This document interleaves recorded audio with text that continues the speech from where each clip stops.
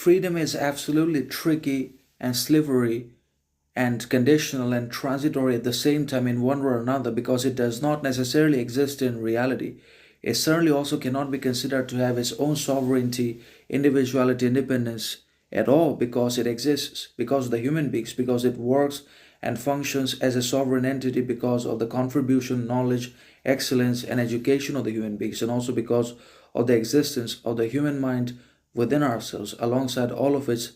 powerful, gifted faculties, qualities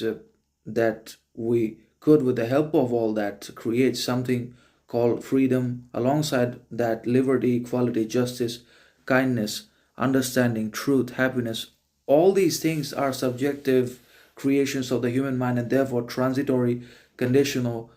and tricky, impermanent, and dependent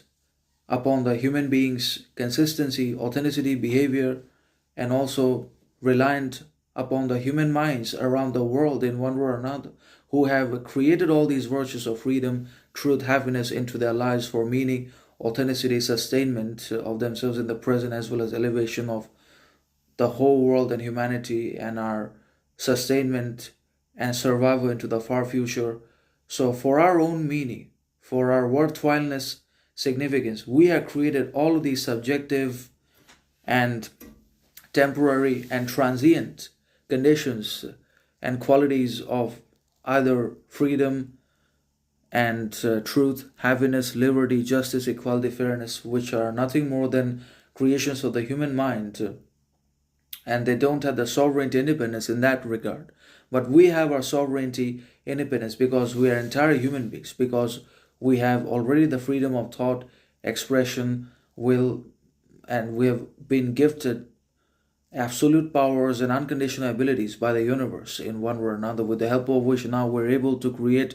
all these differentiated and powerful and game-changing ideas and philosophies of freedom, liberty, justice, equality, fairness, and virtue into our lives, for obviously the betterment of life over the planet.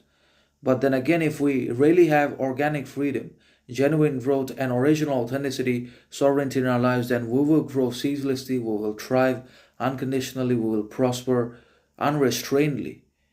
in all adversities, tragedies, or external boundaries, oppositions, and tyrannies of any kind. And then only we really are organically free, we really have original freedom in our lives, when we're able to almost think, say, and do anything that we want. Otherwise, not. If we cannot do all that, if we're not able to live as we wish,